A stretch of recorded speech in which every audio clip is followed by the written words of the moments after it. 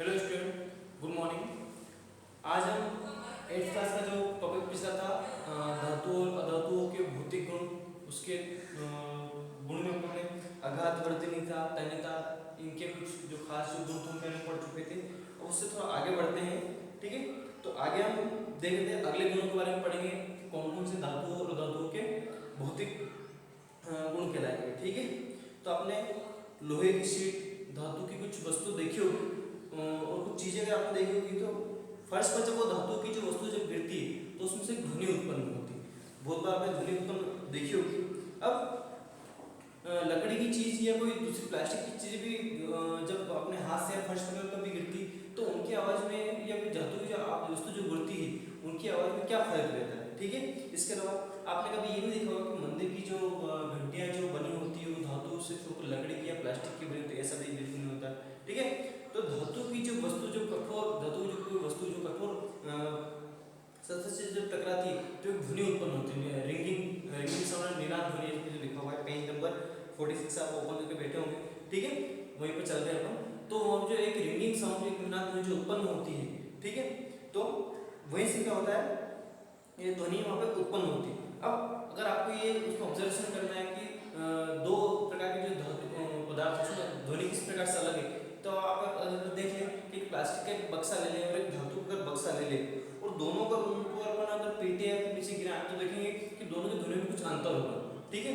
तो कुछ ऐसी धातु जो कि गिरने के बाद एक गायक ध्वनि या फिर एक रिंगिंग साउंड जो उत्पन्न करती है वो क्या कहलाते हैं, वो ध्वनिक कहलाते हैं, ठीक है। ध्वनिक मतलब कि जो ऐसे धातु वो पदार्थ होते हैं जो गिरने के बाद ध्वनि उत्पन्न वो सब क्या होता है, उसके ध्वनिक कहलाए। और वही सब सारे इसमें धातु के अंदर आते हैं, ठीक है।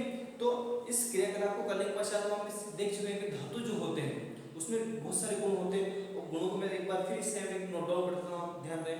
धातु जो होते हैं वो कठोर होते हैं, चमकीले होते हैं, कठोर, चमकीले, आघात वर्धनीयता,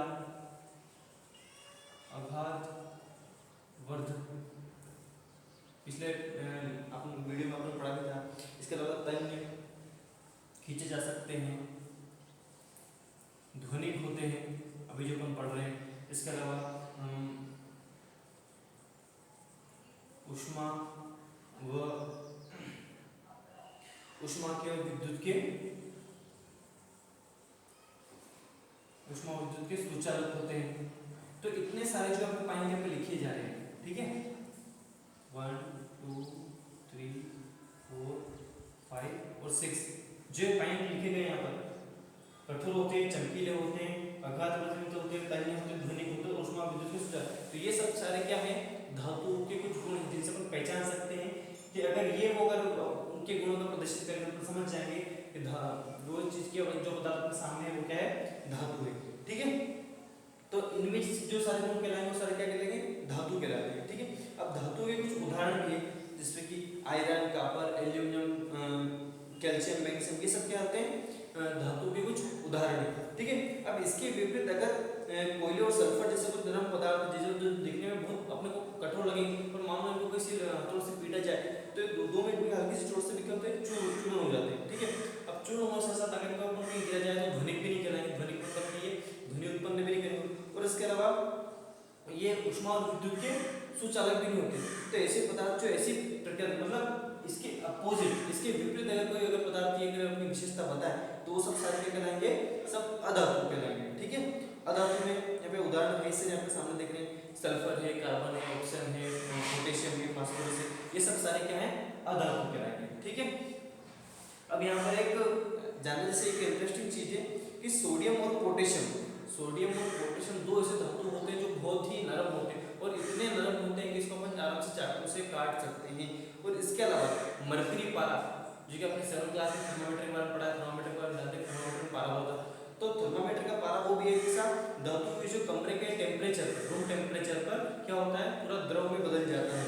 तो ये तरह से क्या है, ये सोडियम पोटेशियम को जो आपका पारा है, मरकरी जिसको अपन बोलते हैं, एक तरह से अपवाद है। अपवाद मतलब ये ऐसे धातु हैं जो इन सभी गुणों को पालन करना चाहिए पर पालन नहीं करते, फिर भी ये धातु कहलाते हैं, इसलिए अपन क्या बोलते हैं, अपवाद है। पर ये फिर भी क्या है, ये धातु में। ठीक है, अगला अपन शुरू करते हैं। अभी तक अपन सब पढ़ रहे थे धातुओं के और अधातुओं के भौतिक गुण के बारे में। अब हम अगला टॉपिक शुरू करते हैं धातु और अधातु के रासायनिक गुण के बारे में पढ़ लेते हैं,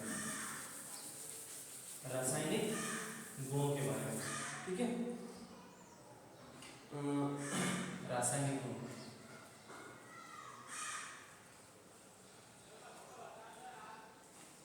रासायनिक गुण के बारे में पढ़ेंगे तो ऑब्वियसली अपन थोड़ा बहुत ये जान ही पाएंगे कि रासायनिक गुण पढ़ेंगे तो थोड़ी बहुत इनके ऑक्सीजन तो दूसरे साथ क्रिया होगी, केमिकल रिएक्शन होगी, रासायनिक अभिक्रिया होगी, तो आपको पता पड़ेगा कि इसमें कौन से धातु और कौन से अधातु। ठीक है, सबसे पहला जो टॉपिक है इसमें कि ऑक्सीजन से अभिक्रिया करवाते हैं। ठीक है, किसी धातु अधातु में ऑक्सीजन से अभिक्रिया कराते हैं तो फिर इन चीजों में बदलते हैं, उसमें अपन देखते हैं। तो जंग लगने की आयरन जो लोहा होता है, जंग लगने की प्रक्रिया सब लोग जानते हैं कि जो कोई आयरन जैसे दरवाजा पुराना आपका एक खिड़की है, तो ये अगर पानी और हवा के संपर्क में आती, लगातार संपर्क में आती है तो जंग लगते हैं, खराब हो जाते हैं, पूरी तरीके से टूट जाता है, मतलब इतना कॉमन हो जाता है कि अपन हाथ से तोड़ सकते हैं। तो वही क्या होती है, जंग लगने की प्रक्रिया होती है। ठीक है, अब जंग किस प्रकार से बनती है तो, और इसके अलावा एक मैग्नीशियम के रिबिन जो रिबिन था उसको वायु में दहन करने की प्रक्रिया जो अपने चरण क्लास में पढ़ चुके थे, किस प्रकार से वो रेड रिबिन की जब उसको ऑक्सीजन में जलाते हैं तो उसमें से हल्की गैस वहां से निकलती है। ठीक है, अब इन दोनों प्रक्रिया में क्या होगा, ऑक्साइड बनते हैं। आपका जो आयरन जो आपका ऑक्साइड बनता है जिसमें वो जंग लगती है, और मैग्नीशियम का रिबिन जो हवा में जलता है उसमें दोनों में क्या प्रक्रिया में क्या ऑक्साइड बनता है। ठीक है, तो आयरन और मैग्नीशियम की ऑक्सीजन की जो यहाँ पे जो दोनों इक्वेशन लिखी गई इसको हम पूरा करते हैं। ठीक है, पूरा करने से पहले अपन एक क्रियाकलाप कर लेते हैं। क्रियाकलाप से अपन ये जान पाएंगे कि किस प्रकार से आपका जो आयरन है वो ऑक्सीजन के जल के साथ प्रक्रिया करके कुछ और वस्तु यहाँ पर बनाता है। ठीक है, तो सबसे पहले अपन आयरन के बारे में जान लेते हैं। आयरन और ऑक्सीजन जल की अभिक्रिया के परिणाम स्वरूप बनी जंग की जो प्रकृति होती है उसकी जांच करना है, किस प्रकार से ये अम्लीय होती है या फिर क्षारीय होती है। मतलब जंग लगने के बाद जो इसमें जो पदार्थ नया पदार्थ बनता है वो वास्तव में क्या अम्लीय होता है या फिर क्षारीय होता है। तो अपने को क्या करना है, थोड़ा सा जंग मतलब इस जो जंग कहीं से इकट्ठा जो खराब पदार्थ जो लोहे का जो खराब पदार्थ जो बनता है उसको कैसे इकट्ठा कर लेना है, उसको थोड़ा सा पानी में अपने को मिला देना है। ठीक है, निलंबन मतलब अगर पानी जब मिलाएंगे तो ये ऑब्जेक्ट पक्का है कि पूरी तरीके से पानी मिलेगा नहीं, थोड़ा सा अंदर तैरता रहेगा। ठीक है, नीचे बैठ जाएगा, हल्का फुल्का पानी में मिल जाएगा। ठीक है, चम्मच को लटकन को जिसमें चित्र देगा अच्छी तरीके से हिलाना है, और उसके बाद उस लिक्विड को एक स्पैचुला पे जिससे वो एक प्लेट रखी कांच की उसको निकाल देना है, और उसको अपने कैसे लिटमस पेपर से चेक करना है। तो लिटमस पेपर की चेक करेंगे तब पता पड़ेगा। लिटमस पेपर के बारे में आप 7th क्लास में पढ़ चुके हैं, ब्लू लिटमस पेपर और रेड लिटमस पेपर। ठीक है, जो कि आम्ल क्षार को दर्शाते हैं कि कौन सा आम्ल है कौन सा क्षार है, तो उससे अपन चेक कर सकते हैं कि कौन सा अम्लीय है कौन सा क्षारीय है। ठीक है, अब आयरन के अलावा कॉपर भी होता है जिसमें जंग लगती है। आपने देखा होगा अपने घर में बर्तन होते हैं कॉपर के, ठीक है, उसमें हरे कलर के पदार्थ उसके ऊपर बाहर जंग लग जाती है। ठीक है, तो ये इसमें किस प्रकार से जंग लगती है, अब कॉपर के जो बर्तन होते हैं उसमें आपने देखा होगा कि नम वायु में जब उसको अपन छोड़ते हैं तो उस पर हरा रंग एक पदार्थ आता है, तो उसकी भी क्रियाकलाप आप देखेंगे। उसकी एक इक्वेशन यहाँ पर मैं लिख देता हूँ, जैसे कि यहाँ पर कॉपर है, मैं इक्वेशन में पूरी लिख देता हूँ, 2C copper plus H2O plus CO2 plus O2 plus O2। अब इसके आगे की प्रक्रिया में नीचे लिख देता हूँ। इसमें ये कॉपर है आपका, ठीक है, ये पानी है, H2O CO2 कार्बन डाइऑक्साइड है, तो O2 मतलब ये भी आपका ऑक्सीजन है। ठीक है, अब ये जो तीनों जो चीज है, ये क्या है, नम वायु के रूप में। ठीक है, कॉपर को जो नम वायु के रूप में चीज लग रही। अब आगे इसमें क्या बन रही है, आगे इसमें कॉपर है, कॉपर प्लस ऑक्साइड है, इसका जो धातु बनता है वो प्लस CuCO3। यहाँ पर एक तो आपका कॉपर डाइऑक्साइड बन रहा है, और एक क्या बन रहा है आपका कॉपर कार्बोनेट बन रहा है। ये आपका कार्बोनेट है, कॉपर कार्बोनेट है, और कॉपर डाइऑक्साइड है,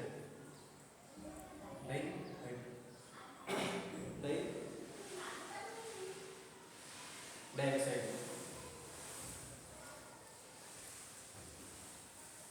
ठीक है, तो यहाँ पर ये नम वायु के साथ जब मिलती है तो ये सारी प्रक्रिया होती है। अब यहाँ पर आपने आयरन की प्रक्रिया भी देख ली, ठीक है। कॉपर किस प्रकार से जंग है, तो आगे ये सारी चीजें जब कॉपर के साथ जब संपर्क में आता है तो ये सारी चीजें बनती है, कॉपर डाइऑक्साइड और कार्बोनेट। तो जो कार्बोनेट जो बनता है, जो हरे रंग का पदार्थ उसके ऊपर जमा होता है, किसके ऊपर, कॉपर के ऊपर, वो ही पदार्थ होता है जिसके क्या हरे रंग यहाँ पे जम जाता है। अब मैग्नीशियम का रिबन की जो दहन की क्रियाकलाप का स्मरण कीजिए, किस प्रकार मैग्नीशियम के रिबन को जब उन्होंने हवा में जलाया था उसकी जो धुआं जो हवा में फैल रहा था, ठीक है। तो अब उसको उसका जो राख है उसको जल में, उसके राख को जल में घोलना है, और जल में घोलने के बाद आपको देखना है कि किस प्रकार से उसका जो लिक्विड लेना है उसको अपना टेस्ट करना है कि ये अम्लीय है या फिर ये क्षारीय है। तो आप परीक्षण करेंगे कि इसको लाल लिटमस पेपर से अगर अपन चेक करेंगे तो पता पड़ेगा कि लाल लिटमस क्या हो जाएगा, इसलिए ये जो लिटमस पेपर है वो क्या हो जाता है, लाल हो जाता है, ठीक है। अब लाल से आपको पता पड़ेगा, लाल जो नीला हो जाएगा, तो लाल के नीला लिटमस पेपर से आपको पता चलेगा कि ये क्या हो जाएगा, इसकी प्रकृति क्या क्षारीय। लिटमस पेपर के बारे में आप जान चुके हैं कि लाल लिटमस पेपर नीला हो जाता है तो उसकी प्रकृति क्षारीय होती है, मतलब वो बेस है, क्षारीय है। तो इससे आपको यहाँ पता पड़ता है कि ये जो उत्पाद जो बन रहे हैं, ये प्रोडक्ट जिनसे उत्पाद बन रहे हैं सब क्या है, क्षारीय।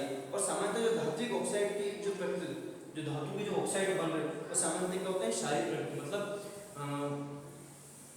जो आपके धातु के जो ऑक्साइड है ज्यादा जो बनते हैं साथ साथ ज्यादा क्या होते हैं, सारे क्षारीय प्रकृति होते हैं, ठीक है। अब अपन अधातुओं की, अभी हमने धातुओं के ऑक्सीजन के साथ क्रिया करके देखा तो क्यों है, क्षारीय प्रकृति अपने को मिली, सही। तो अपन क्या करते हैं, अधातु को ऑक्सीजन के साथ प्रक्रिया करवाते हैं, ठीक है। तो इसके लिए अपन क्या करते हैं, एक और क्रियाकलाप करके देखते हैं, पेज नंबर 47 पर आप देख सकते हैं, ठीक है। अब चूंकि अब सल्फर की मात्रा, सल्फर की कुछ मात्रा लेनी है और उसको एक उद्वहन चम्मच क्या होती है, उद्वहन चम्मच आप देख सकते हैं इसमें चित्र में कि उसको गर्म करने के लिए चम्मच जैसा आपको लंबा एक प्रकार बनाते हैं, ठीक है। अगर आपको चम्मच न मिले तो किसी बोतल का ढक्कन लो, उसको किसी लोहे के तार से बांध सकते हो उसको बड़ा कर, जैसा कि चित्र में बना हुआ है, ठीक है।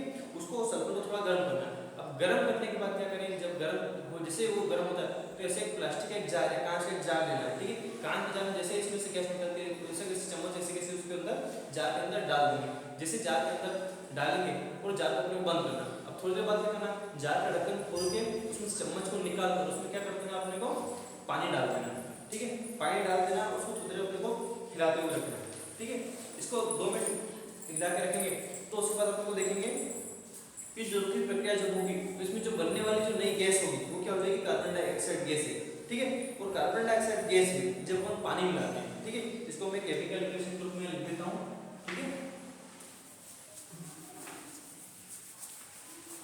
अभी यहाँ पर जो सल्फर डाइऑक्साइड गैस बनी है, ठीक है, सल्फर डाइऑक्साइड गैस जिसको हम SO2 बोलते हैं, SO2 प्लस, और साथ में हम पानी मिलाया था, पानी मतलब H2O। इनसे जो बनने वाला जो पदार्थ है वो आपका H2SO3 सल्फ्यूरस अम्ल, H2SO3 सल्फ्यूरस अम्ल। अब सल्फ्यूरस अम्ल जो है बना है इसको अपन लिटमस पेपर पर चेक करके देखेंगे। तो लिटमस पेपर पर आप चेक करके देखेंगे तो इस लिटमस पेपर को अपन नीले लिटमस पेपर को चेक करके देखेंगे तो पता पड़ेगा कि ये लिटमस पेपर क्या हो गया, अब यहाँ पर लाल हो गया, ठीक है। लाल होने का अर्थ ये है कि जहाँ पर जब अधातु में चेक किया है तो ये अधातु क्या हो गए, यहाँ पर ऑक्साइड की जो प्रकृति ये यहाँ पर अम्लीय प्रकृति बता रहे हैं। अधातु के जो ऑक्साइड थे, ऑक्साइड मतलब ऑक्सीजन के साथ जब क्रिया इस पे हो रही, पानी के साथ जब इसकी क्रिया हो रही तो इसके जो ऑक्साइड क्या हुआ, अम्लीय प्रकृति मतलब अम्ल बता रहा है, ठीक है।